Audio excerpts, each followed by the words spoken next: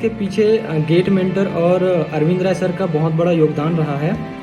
उनका सपोर्ट और उनका जो गाइडेंस है वो मुझे इस जगह तक पहुंचने में, इस मुकाम तक पहुंचने में बहुत सहायता किया।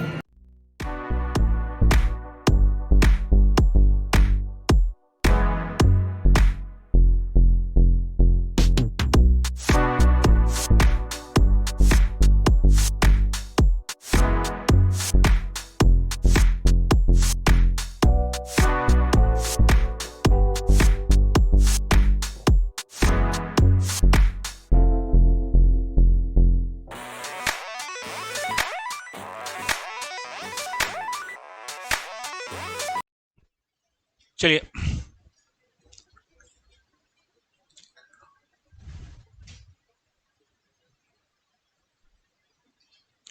Constant angular rotation to a fluid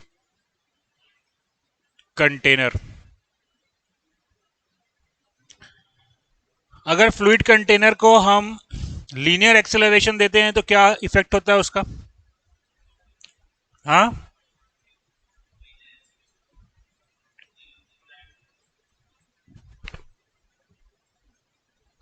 गलत जवाब।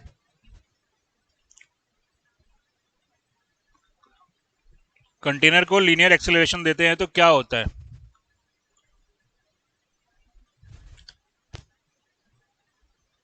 बताया था कल की क्लास में यार। लीनियर एक्सेलरेशन किस डायरेक्शन में दे रहे हो? अगर वर्टिकल डायरेक्शन में दोगे तो क्या इफेक्ट होगा? वो तो ऊपर जाएगा नीचे जाएगा, वो तो डिपेंड करता है किस मोशन का डायरेक्शन किधर है। इफेक्ट क्या होगा उसका? कुछ चेंज नहीं होगा।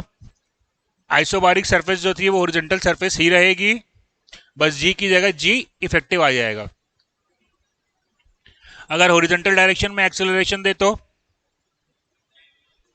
आइसोबारिक सरफेस जो है वो अब इंक्लाइंट सरफेस हो जाएगी, राइट। अगर कंटेनर को कांस्टेंट एंगुलर मोशन दे तो isobaric surface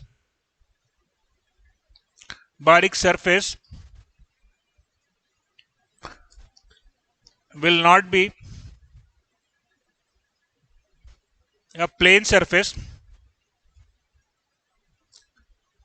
not be a plane surface, but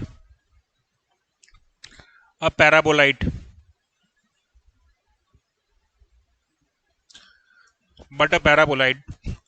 अगर आप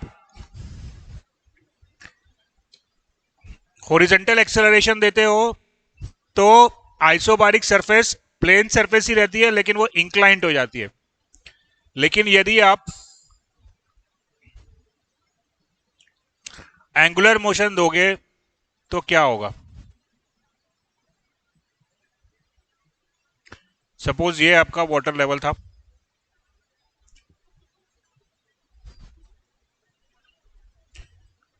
ये आपका वाटर लेवल था।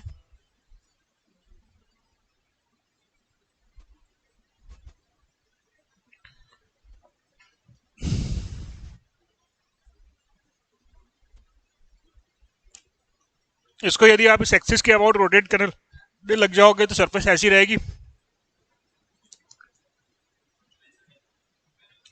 क्या होगा?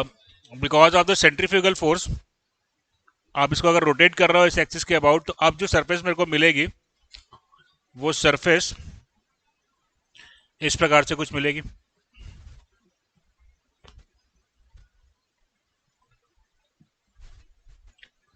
राइट। तो पहले जो आपकी आइसोबारिक सरफेस थी वो हॉरिजॉन्टल सरफेस थी और इसकी पैरेलल लाइंस थी। अब जो आपकी आइसोबारिक सरफेस हो गई है वो ये पैराबोलाइट हो गया। इस पैराबोलाइट के आप किसी भी पॉइंट पे आप जाओगे तो आपको जो प्रेशर मिलेगा, ये लाइन को अगर आप देखो तो that would be equal to the atmospheric pressure. तो इसका मतलब ये हुआ कि इसके पैरेलल जितने भी पैराबोला आएंगे, इसके पैरेलल जितने भी पैराबोला आएंगे, सब पे आपका प्रेशर जो है वो सेम रहेगा. So this will be the isobaric plane. These will be the isobaric surfaces. Isobaric surface.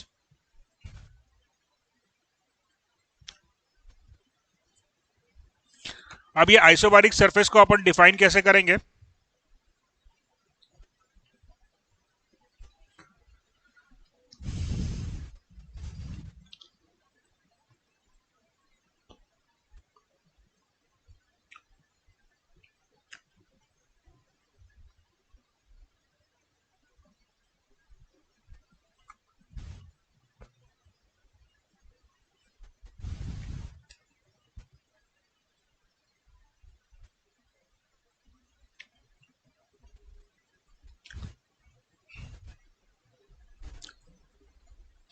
ये आइसोबारिक सरफेस को हम डिफाइन कैसे करेंगे? यहां पे, हाँ वो तो ठीक है, वो तो सही बात है. मैथमेटिकली कैसे डिफाइन करेंगे?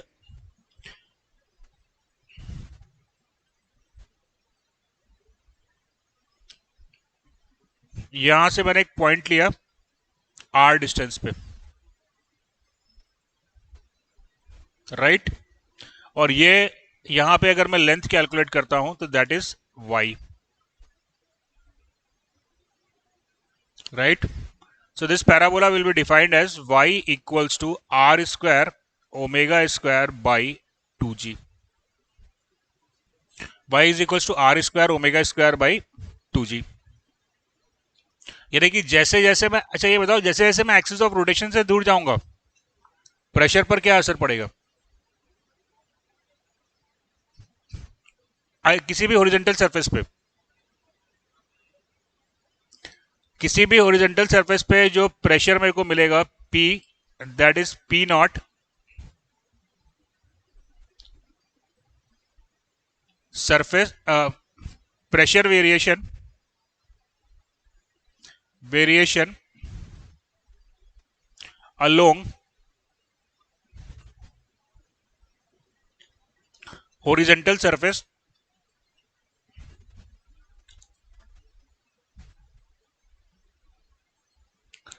P is the pressure at any point, and P naught is the pressure at the axis of rotation. अब एक्सिस ऑफ रोटेशन से अगर मैं r डिस्टेंस दूर जाता हूं तो प्रेशर कितना हो जाएगा? P not plus rho g y हो जाएगा, राइट? अगर मान लो ये पॉइंट आप ले लो, यहां पे प्रेशर P नॉट है, तो यहां से अगर आप r डिस्टेंस जाओगे तो y की वैल्यू बढ़ जा रही है, तो प्रेशर का वेरिएशन क्या होगा ओरिजेंटल सरफेस पे? P not plus rho g y, और that is P not plus rho r square omega square by 2. Is that clear? Write down.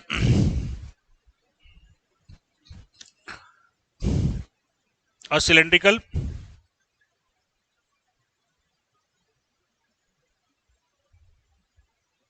container of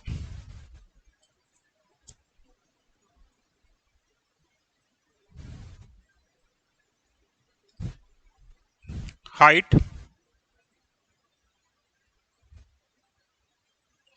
2 meter and dia 1 meter is rotated about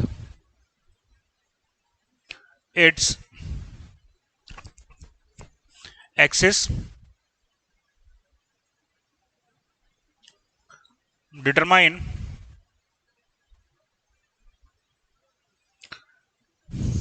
first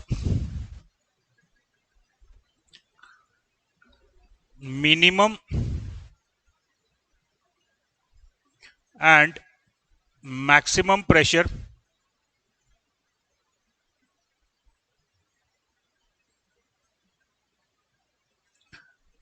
at the bottom surface,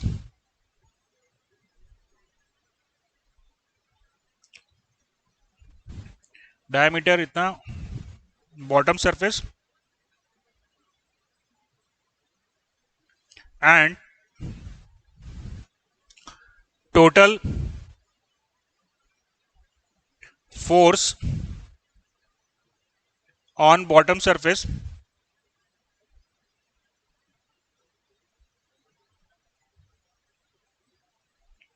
if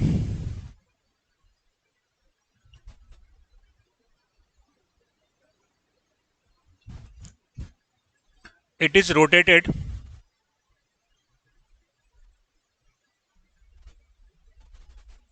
at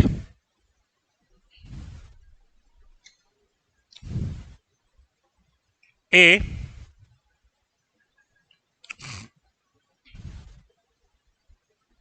6 radian per second, b 10 radian per second, 10 radian per second. Question number 2,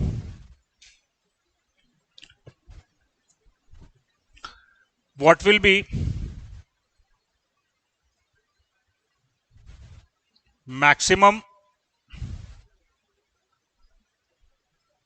angular velocity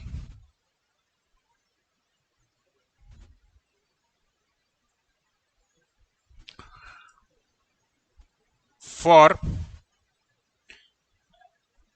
angular velocity omega max for no spilling.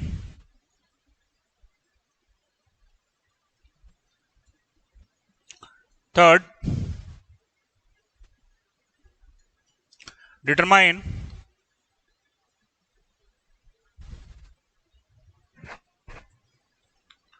percentage of water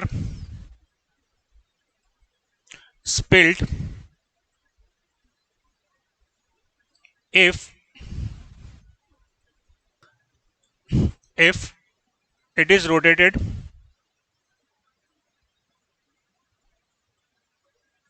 at a 10 radian per second, b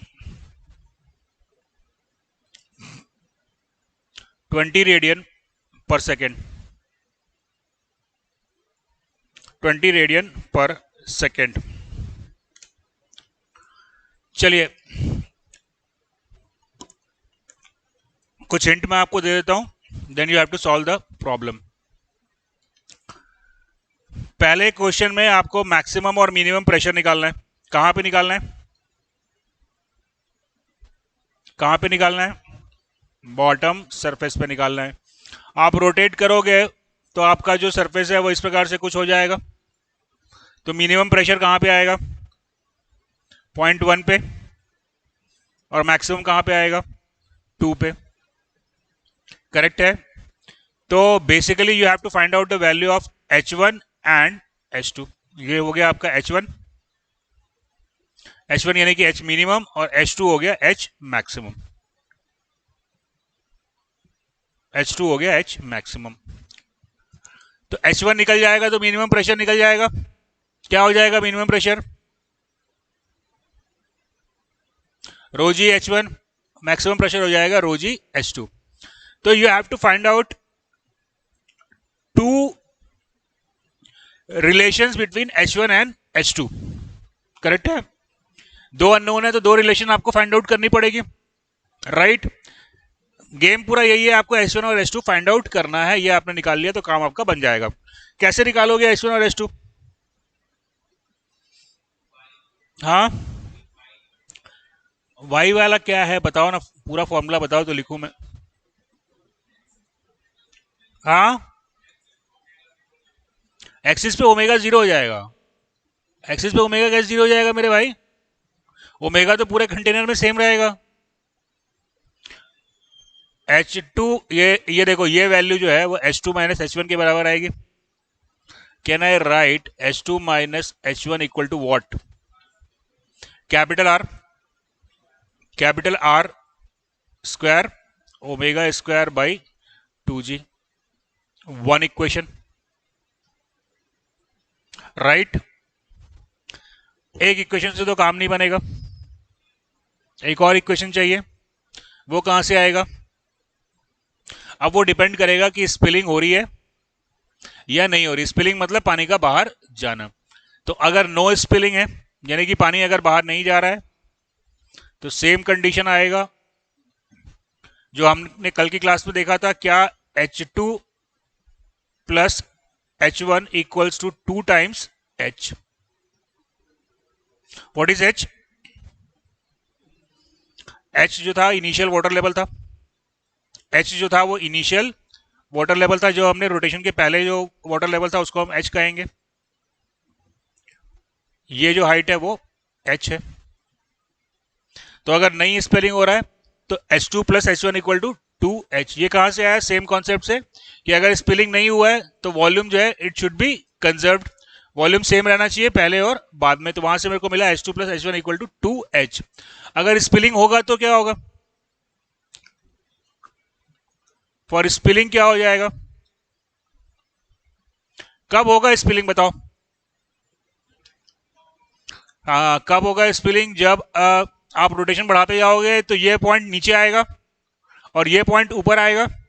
एक point ऐसा आएगा जब ये वाला point ऊपर पहुंचते पहुंचते height of container तक पहुंच जाएगा। उसके बाद जैसे ही आप स्पीड को बढ़ाओगे वाटर स्पिल होगा। So for no no spilling, sorry, अगर स्पिलिंग हो रहा है तो क्या होगा वहां पे? H2 यानी कि मैक्सिमम हाइट जो है वो HC के बराबर होगा। And what is HC? Height of container, height of container, right. Clear हुआ ये पॉइंट? चलिए यहां पे कुछ, हाँ इनिशियल नहीं दिया है, मैं बता देता हूं आपको।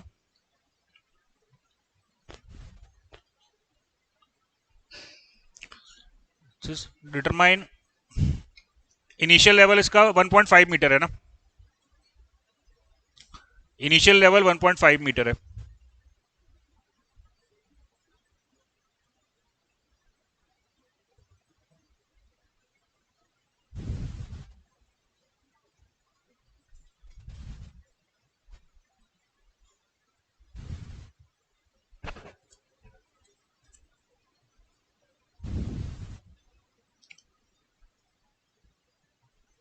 Height of the container 2 metre,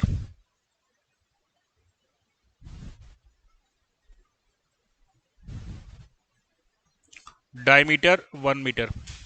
अच्छा, what is the area of the parabola? Volume of the parabola, sorry, volume of the parabola क्या होता है? ये देख लो बस, आखिरी चीज।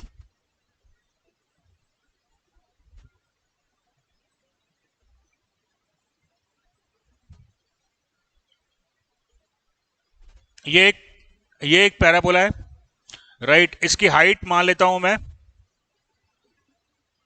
इसकी हाइट h है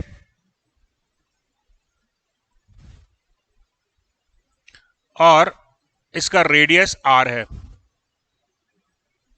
रेडियस r है। तो अब मेरे को इस पैराबोला का वॉल्यूम कैलकुलेट करना है। तो h हाइट और r रेडियस के सिलेंडर का वॉल्यूम कितना होगा? पाई r square h divided by 2 जो है वो आपको पैराबोला का वॉल्यूम मिल जाएगा, right. Volume of the parabola is equal to the volume of cylinder जो उसको एनक्लोज कर रहा है, divided by 2। Is that clear? चलिए फिर सॉल्व करिए फटाफट।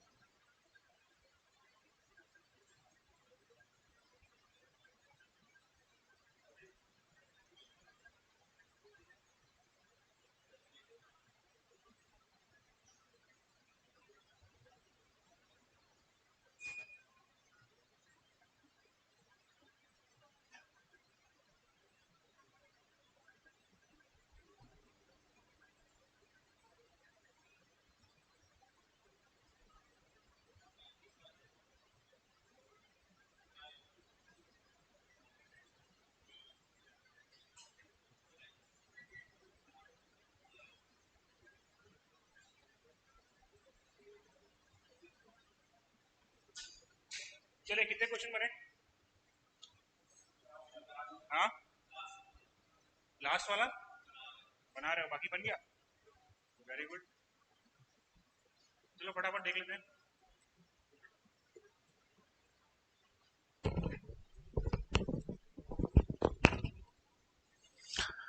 चलिए इधर देखिए,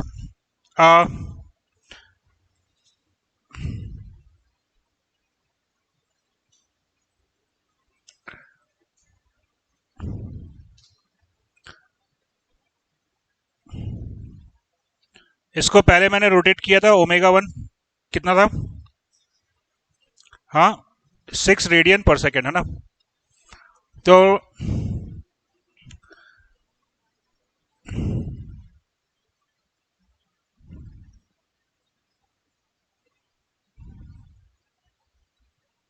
H2 माइनस H1 क्या मिलेगा मेरे को?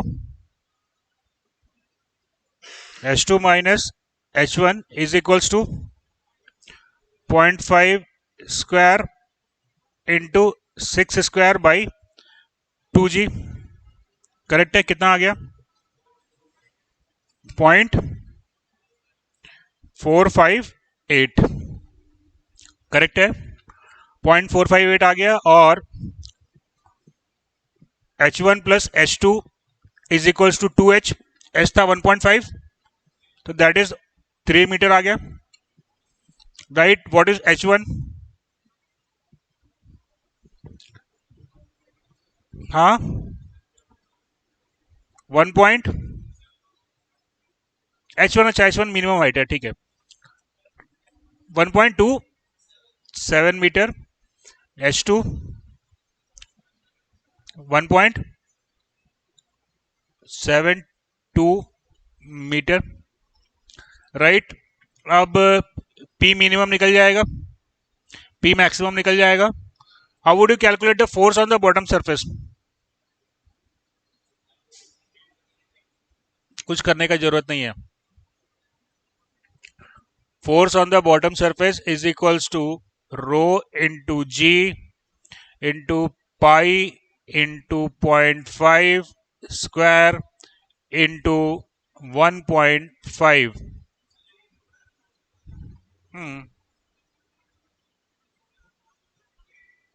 बॉटम सरफेस पे जो फोर्स आएगा वही निकालना है ना। तो या तो इंटीग्रेट करके निकालो, इंटीग्रेट करके निकालो तब भी वही आंसर आएगा।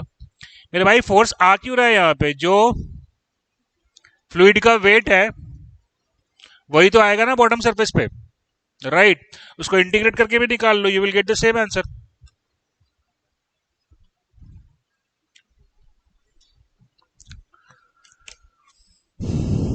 आ रहा है? इंटीग्रेट करके निकाले थे वो तो।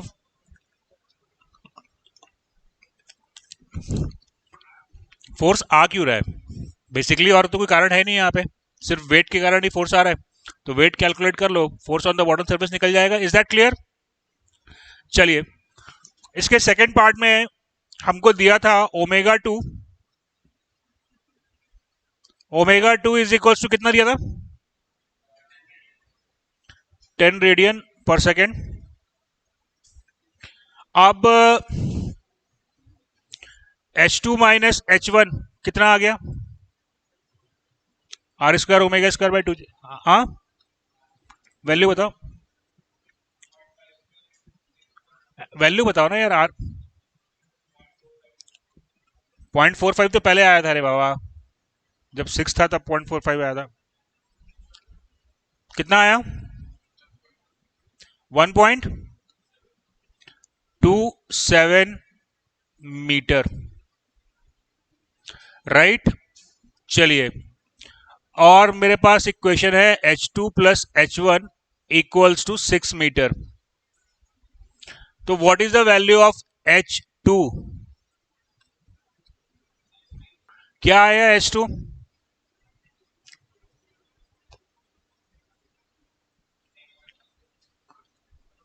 H2 कितना है? 3 पॉइंट नहीं आएगा रे भाई, ये आ जाएगा तुम्हारा 2 पॉइंट समथिंग आएगा। 1.27, तो इसको डिवाइड कर लो, ये तुम्हारा हो गया 0.63। इसका आंसर आएगा 2.23। H2 आ रहा है 2.23 metre.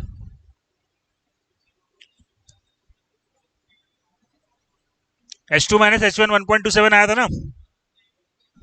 H2 plus H1 equal to, अच्छा सॉरी ये 3 मीटर होगा, sorry sorry sorry sorry sorry sorry, ये 1.5 मीटर था तो 1.5 मीटर था तो ये 3 मीटर होगा, सॉरी ये गलत लिख दिया मैं।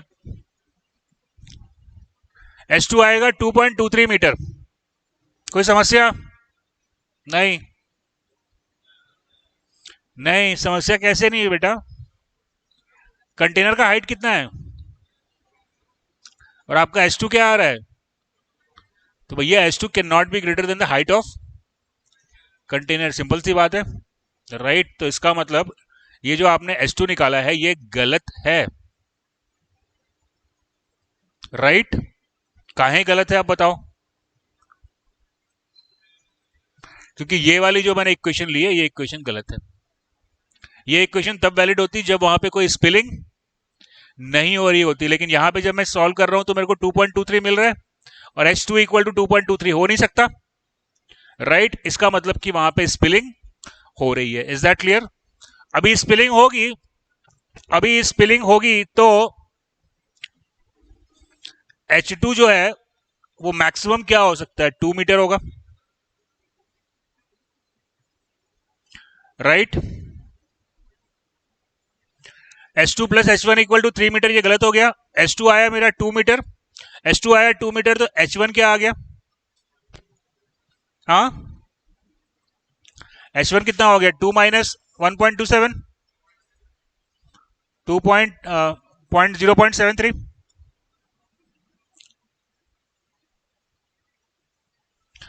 करेक्ट है। Can you calculate the maximum and minimum pressure? Can you calculate the maximum and minimum pressure, right.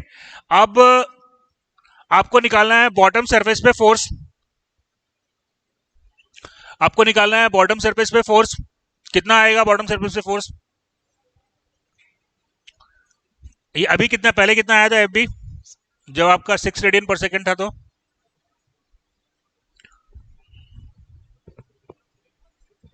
कितना? 3.6।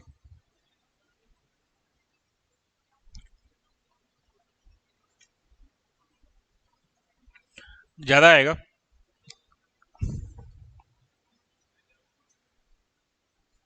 11.5 है ना, 11.5 किलो न्यूटन।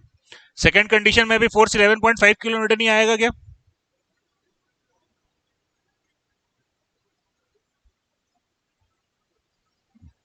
नहीं आएगा। पूछो क्यों नहीं आएगा, या बताओ क्यों नहीं आएगा? बेटा ये मैंने क्या कैलकुलेट किया, पहले कितना पानी कंटेनर में था? तो पहले जो पानी कंटेनर में था वो पाई आर स्क्वायर इंटू एच था, करेक्ट है।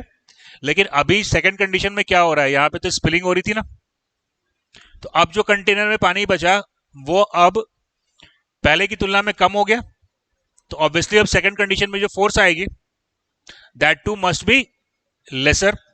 तो कैसे निकालेंगे? कितना वॉल्यूम स्पिल हुआ वो अपन कैलकुलेट कर लेते हैं, कितना वॉल्यूम स्पिल हुआ वो अपन कैलकुलेट कर लेते हैं। तो कितना वॉल्यूम स्पिल हुआ उसके लिए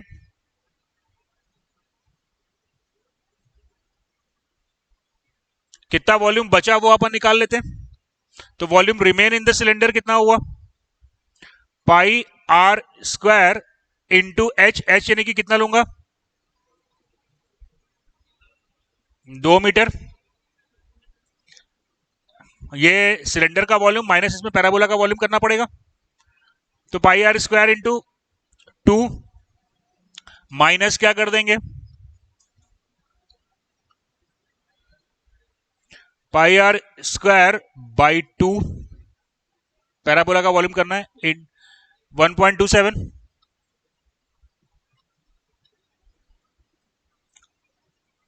ये ए ओ बी लो, ए ओ बी, राइट। तो सिलेंडर का वॉल्यूम माइनस ए ओ बी का वॉल्यूम, सिलेंडर का वॉल्यूम हो गया pi R square into 2, right, minus pi R square by 2 into 1.27। तो volume remain in the cylinder हो गया कितना? Pi R square 2 minus 1.27 divided by 2 कितना आ गया 1.07 मीटर क्यूब।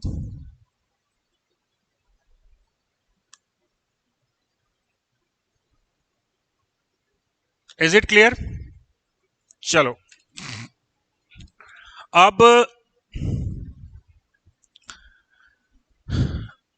फोर्स अगर मेरे को कैलकुलेट करना है तो फोर्स कितना हो जाएगा on the bottom surface, rho g into 1.07, जो वॉल्यूम रिमेन रहा, कितना आ गया फोर्स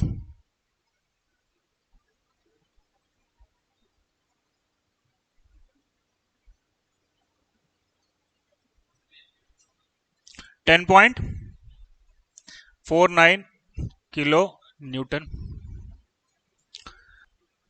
करेक्ट।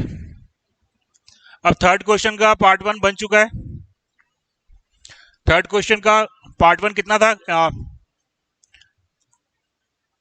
आप रोटेट कर रहे थे कितने स्पीड पे, 10 रेडियन पर सेकेंड पे। 10 रेडियन सेकेंड पे जब आपने रोटेट किया तो वॉल्यूम रिमेन कितना बचा 1.07 मीटर क्यूब, और इनिशियल वॉल्यूम क्या था,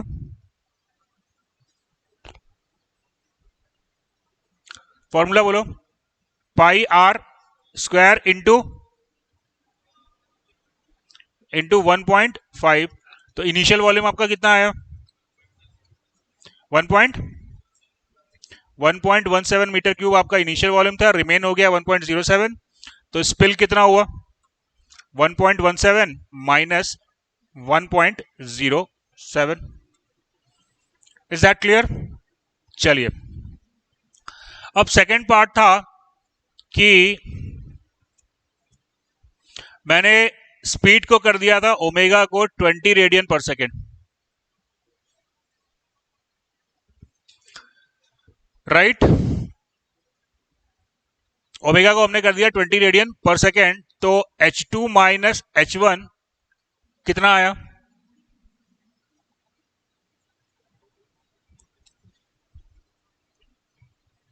4 गुना ज्यादा हो जाएगा पहले बार से।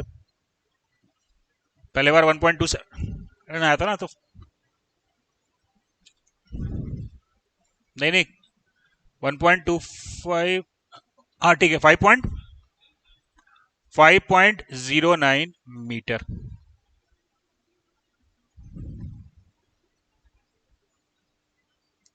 करेक्ट है। आगे क्या,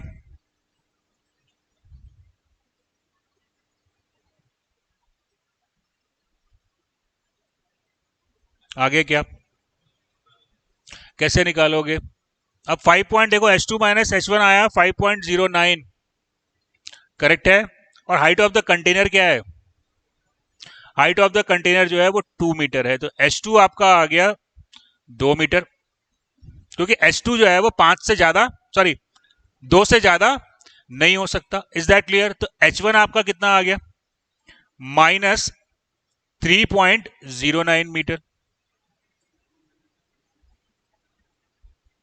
अब ये माइनस 3.09 मीटर का मतलब क्या हुआ बाबू, देखो क्या हुआ, समझो जरा इसको। अब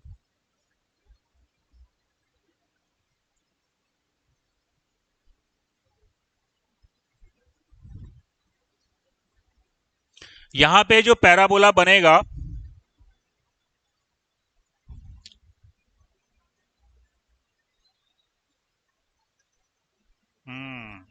यहां पे जो पैराबोला बनेगा वो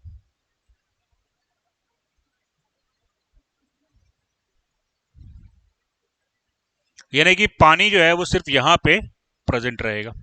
इतना एरिया कंटेनर का अब क्लीन हो चुका है, इतना एरिया कंटेनर का क्लीन हो चुका है, राइट। तो अब मेरे को यहां पे निकालना है वॉल्यूम रिमेन। वॉल्यूम रिमेन कितना आया, अब ये माइनस 3.09 क्या बता रहा है, ये डिस्टेंस जो आपकी आ रही है वो आ रही है 3.09 metre, right. So here I have to calculate the volume remain in the tank.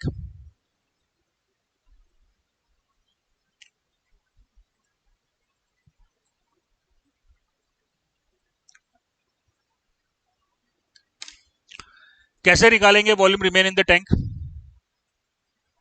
Maths का क्वेश्चन है, कुछ ज्यादा दिमाग लगाना नहीं है। कैसे निकालोगे?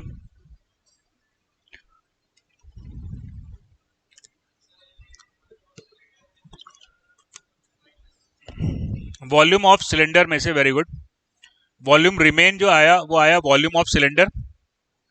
वॉल्यूम ऑफ सिलेंडर में से मेरे को वॉल्यूम माइनस करना है बी एफ ई सी, ये वॉल्यूम जो है वो माइनस कर दिया, तो वो मेरे को मिल गया वॉल्यूम रिमेन, राइट। अब volume of V B F E C ये कितना होगा? ये हो जाएगा volume of V B O C minus volume of F O E, right बच्चों। What is the volume of V B O C? ये है ना बीओसी, बीओसी का वॉल्यूम बताओ कितना आ रहा है, फॉर्मूला बोलो।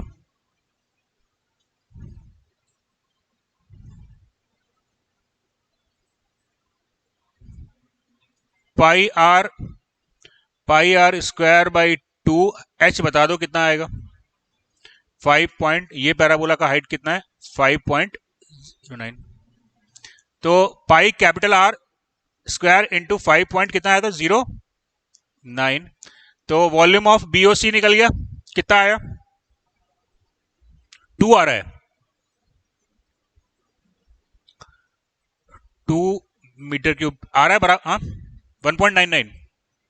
ठीक है, इसको मोटा मोटी अपन वैसे ये आ गया 2 मीटर। अब मेरे को चाहिए वॉल्यूम ऑफ एफओई, वॉल्यूम ऑफ एफओई क्या होगा बच्चों? वॉल्यूम ऑफ एफओई 1.2 पाई, देखो डायग्राम को देखो,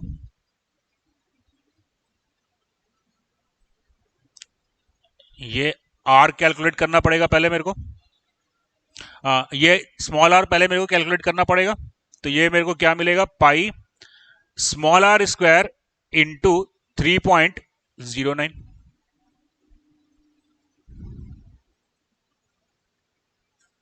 राइट बच्चों। How do you find out the value of are?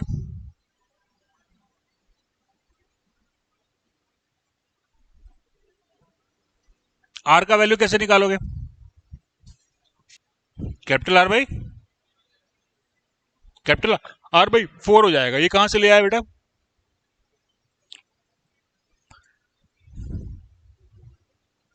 अरे यार, पैराबोला का इक्वेशन मैंने आपको क्या बताया था? R square omega square by 2g। What is y? Y जो है, देखो यहां पे मेरे को रेडियस निकालनी है, तो यहां पे वाई कितना आ रहा है? 3.09। तो क्या हो गया? That is equal to 3.09 metre. Omega आपको मालूम है 20, यहां से आपका स्मॉल आर निकल जाएगा। कितना आया स्मॉल आर? कितना आया? 0.38 मीटर। तो वी एफ ओ ई कितना आ गया? 1/2 पाई इंटू 0.38 स्क्वायर इंटू 3.09,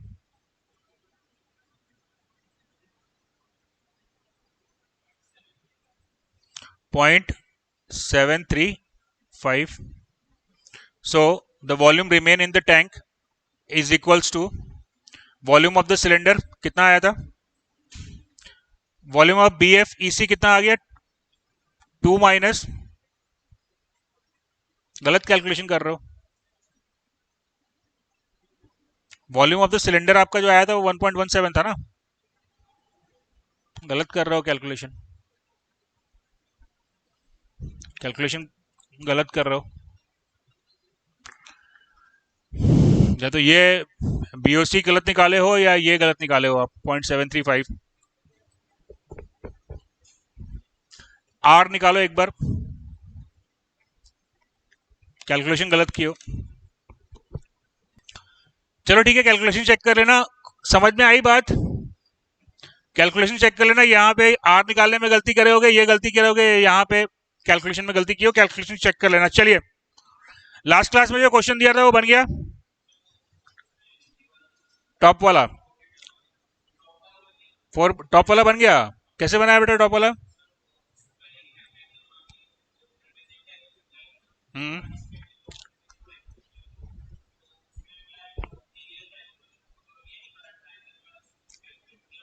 चलो उसको देख लेते हैं, सही कियो गलत कियो।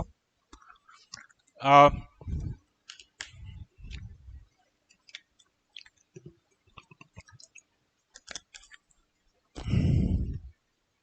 क्या डेटा दिया था एक बार बता दो मेरे को। टैंक का साइज क्या था?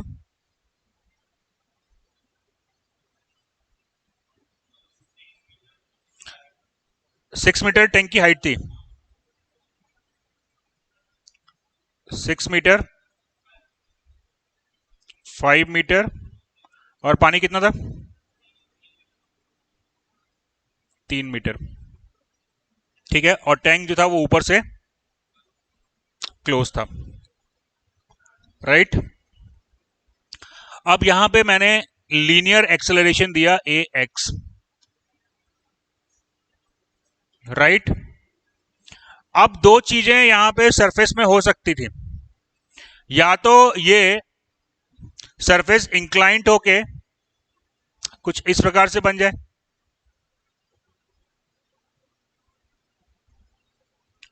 एक्सेलरेशन दूंगा तो इस प्रकार से सरफेस बन सकती है, right.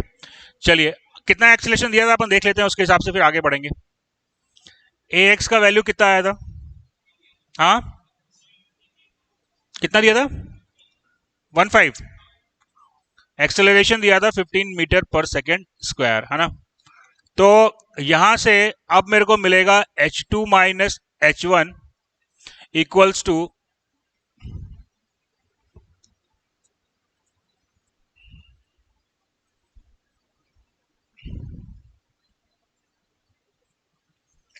h2 minus h1 divided by l equals to ax by g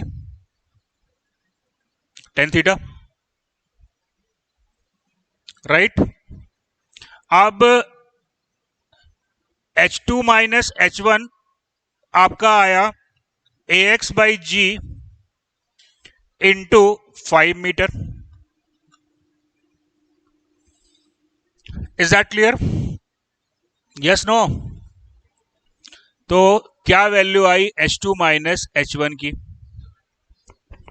7.6 metre. कितना? 7.6 आया। हाँ हाँ, ठीक है, 7.64 मीटर आया।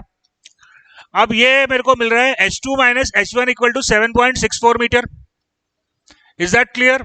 तो ये जो मैंने एजम्पशन लिया है, क्या वो सही हो सकता है क्या? क्यों नहीं सही हो सकता? क्योंकि क्योंकि क्योंकि बेटा, यहां पे जो मेरे को h2 की वैल्यू मिलनी चाहिए थी वो 6 से कम आनी चाहिए थी, लेकिन यहां पे तो h2 माइनस h1 ही आपको 7.6 मिल गया है। तो ये जो एजम्पशन मैंने लिया है वो गलत हो गया, राइट। अगला एजम्पशन अपन फिर क्या ले सकते हैं?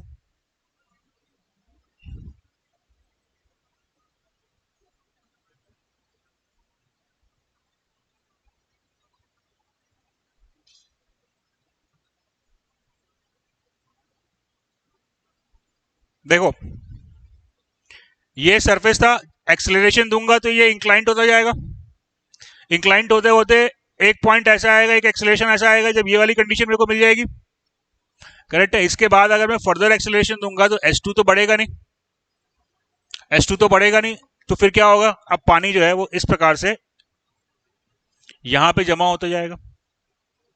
तो इस टाइप की कंडीशन मेरे को मिल सकती है, करेक्ट है। तो चलो अपन देखते हैं कि क्या ये कंडीशन मिल रही है क्या मेरे को।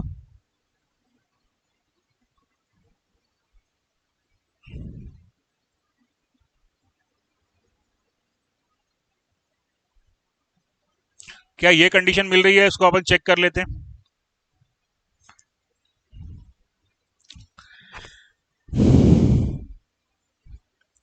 देखो, पहले कंटेनर क्लोज है, दैट मीन्स कि एयर का वॉल्यूम या वाटर का वॉल्यूम चेंज नहीं होगा, करेक्ट है। तो पहले मेरे पास एयर का वॉल्यूम कितना था,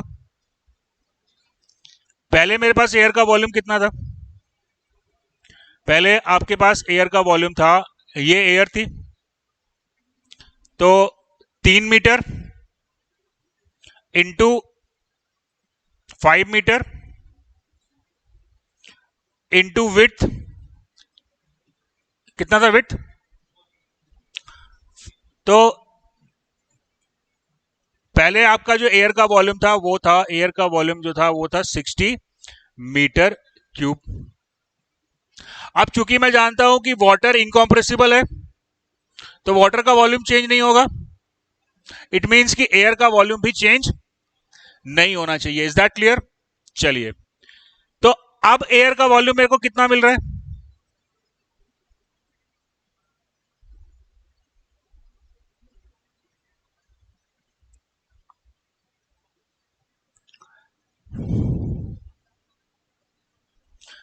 ए बी सी। अब जो वॉल्यूम मेरे को मिल रहा है that is A B, volume of A B C, right.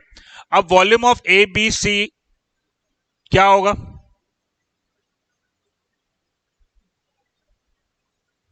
This angle is theta, correct है। तो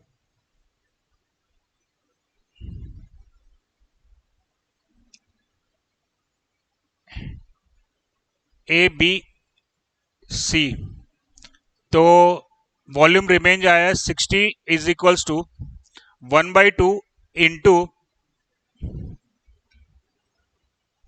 ए बी इंटू बी सी, हाँ into W, into W, right. अब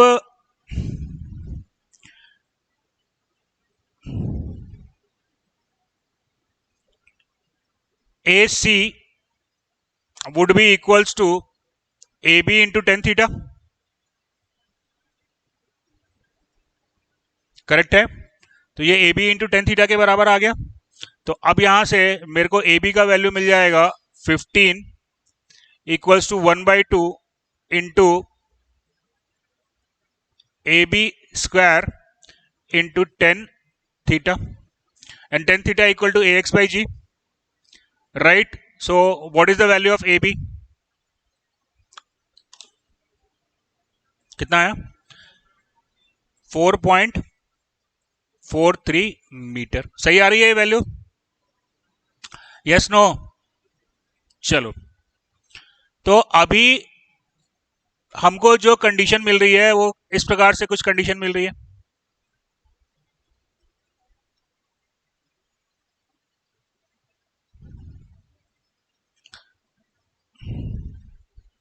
ये लेंथ अपनी 5 मीटर थी ना, 4.43 आया, तो ये अपनी आ गई 0.57, 0.57। यहां पे सवाल था मेरे को बॉटम सरफेस पे फोर्स कैलकुलेट करना है। द फोर्स ऑन द, इतना सब करने का जरूरत नहीं था, force on the bottom surface equal to the weight of the fluid, इतना ही कर लेता मेरा काम बन जाता। नहीं बनता, नहीं बनता, क्यों नहीं बनता बोलो? स्लेंट आ रहा है तो क्या हो गया भाई, वेट के अलावा और क्या लग रहा है ये बताओ ना मेरे को। स्लेंट आ रहा है, व्लेंट आ रहा है, उससे क्या मतलब फर्क पड़ता है? वेट के अलावा क्या और भी कोई फोर्स लग रही है? वो तो भैया इस डायरेक्शन में लग रहा है ना, वेट तो डाउनवर्ड डायरेक्शन पे आएगा। क्या डाउनवर्ड डायरेक्शन में और कोई फोर्स लग रही है?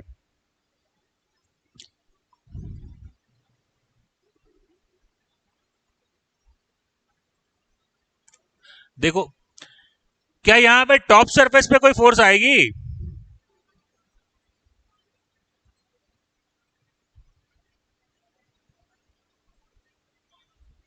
हाँ बेटा, यहां पे फ्लूइड जो है वो सरफेस के कांटेक्ट में है ना, तो इसका मतलब ये हुआ कि ये फ्लूइड जो है वो टॉप सरफेस पे फोर्स लगाएगा। मान लो कि Ft फोर्स ये लगा रहा है, किस डायरेक्शन में लगाएगा? अपवर्ड डायरेक्शन में, करेक्ट है। तो जितना फोर्स ये टॉप डायरेक्शन में लगाएगा, ये वाली सरफेस उतना फोर्स डाउनवर्ड डायरेक्शन में लगाएगी। तो अब मेरा बॉटम सरफेस पे जो फोर्स आएगा वो होगा W plus force on the top surface. बात समझ में आई? यहां पे वेट के अलावा क्या लग रहा है? टॉप फोर्स पे जो फोर्स आ रही है उसका रिएक्शन भी आएगा। अगर मान लो ये ऐसी वाली कंडीशन होती जो अपन शुरुआत में एज्यूम किए थे, तो यहां पे बॉटम सरफेस पे कितना फोर्स आता? तो सिंपली खाली इसके वेट के बराबर आता। लेकिन यहां पे क्या हो रहा है? टॉप सरफेस पे भी फोर्स आ रही है, तो जो टॉप सरफेस पे फोर्स लगाएगा फ्लूइड, टॉप सरफेस उतना रिएक्शन डालेगा।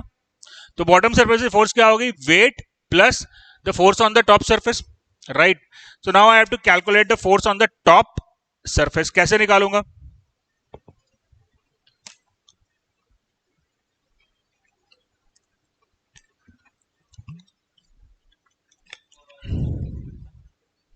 बी कितना लूंगा?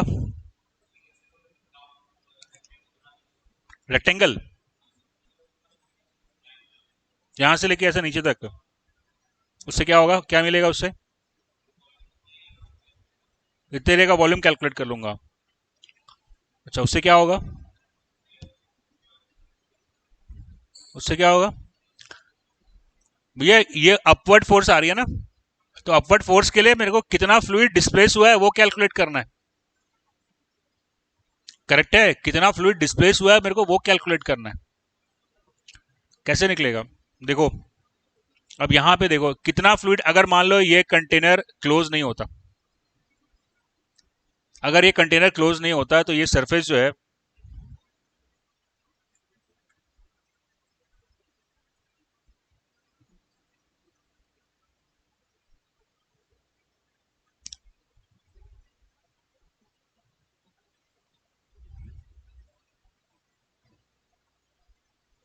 देखो बच्चों, ये पॉइंट पे प्रेशर कितना होगा? पॉइंट 1 पे।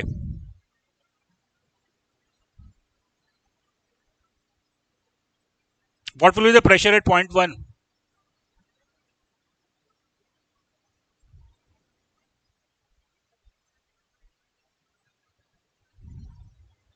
अरे यार, जो एयर का प्रेशर होगा वही होगा ना, एयर कंप्रेस हुई नहीं है। तो पॉइंट 1 पे एयर प्रेशर कितना था? Atmospheric pressure. तो यहां पे प्रेशर आपका 0 था, 2 पे भी 0 होगा। आते नहीं हो ना क्लास, तो ऐसे ही होता है फिर। 2 पे भी प्रेशर 0 होगा। P1 और P2 बराबर होता है क्या? P1 और P2 बराबर होता है क्या? आइसोबारिक सरफेस क्या हुई? अभी इंक्लाइंट सरफेस बन चुकी है, राइट। तो आप क्या कर सकते हो? या तो आप 1 से 2 तक इंटीग्रेट करके आप Ft निकाल सकते हो, या फिर आप क्या कर सकते हो? इसको एक्सटेंड करो, इसको एक्सटेंड करो। ये जो वॉल्यूम है, इतना वॉल्यूम बेसिकली ये टॉप सरफेस ने डिस्प्लेस किया है, तो इस वॉल्यूम के वेट के बराबर, इस वॉल्यूम के वेट के बराबर टॉप सरफेस पे फोर्स आएगी। और बॉटम सरफेस भी आसानी से निकाल सकते हो, weight plus force on the top surface. बात समझ में आई? देखो यहां पे प्रेशर कितना होगा? 0 होगा, करेक्ट है। लेकिन 2 पे भी 0 होगा क्या? हम जानते हैं कि जब हमने हॉरिजॉन्टल एक्सेलरेशन दिया है तो आइसोबारिक सरफेस अब इंक्लाइंट हो जाएगी। तो ये इस प्रकार की सरफेस बनती, अगर मान लो कंटेनर की साइज हम बड़ी कर देते, तो ये सरफेस इस प्रकार से डिस्प्लेस होती, और तब इस पे टॉप सरफेस पे कोई फोर्स नहीं आता। तो इतना जो फ्लूइड का वॉल्यूम है, हम ये एज्यूम कर सकते हैं कि टॉप सरफेस ने डिस्प्लेस किया है। तो ये जो वॉल्यूम है, इस वॉल्यूम के वेट के बराबर टॉप सरफेस पे फोर्स आएगी। This point is clear to everybody? तो अभी जो डिस्कस किया है वो क्लियर है। दूसरा वाला क्या था बताओ? एक मिनट।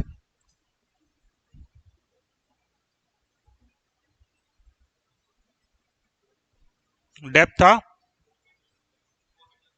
4 मीटर, एक्सेलरेशन था 10 metre per second, right. Sorry, second square ये दिया हुआ था। तो अब H2 minus H1 divided by L equals to AX by G, right. So now find out the value of H2 minus H1.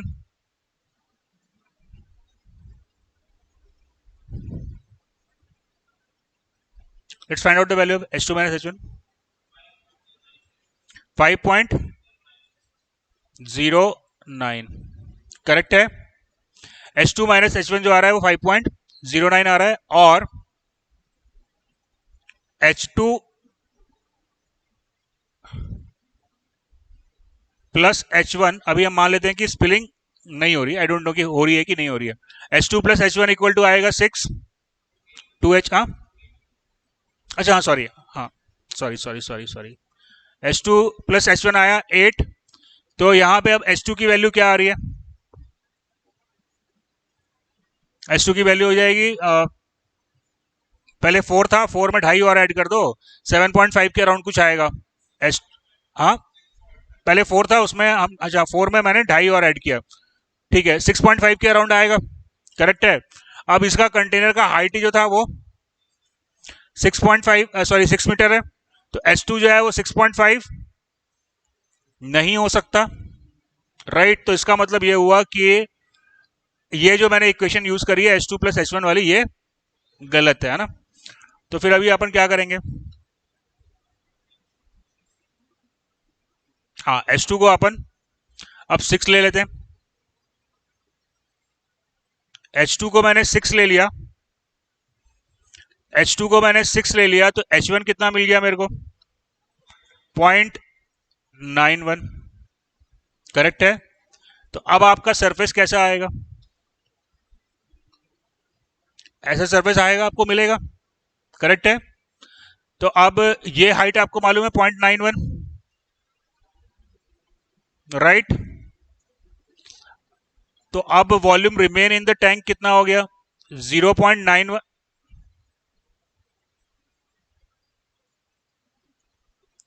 Volume remain in the tank अब कितना हो गया?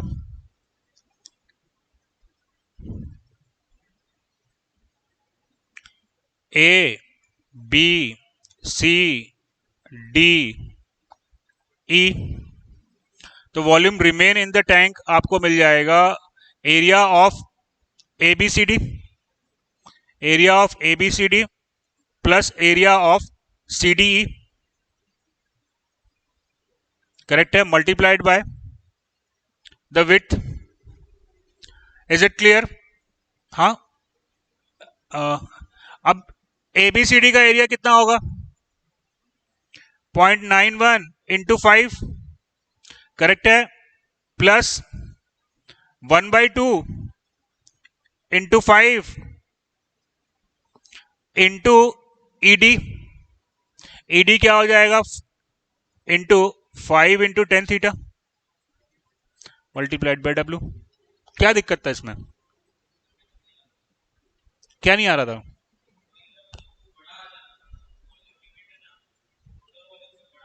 वॉल्यूम ऑफ लिक्विड जो है वो टोटल वॉल्यूम से ज्यादा आ रहा है. निकालो, देखो कैसे आ रहा है ज्यादा.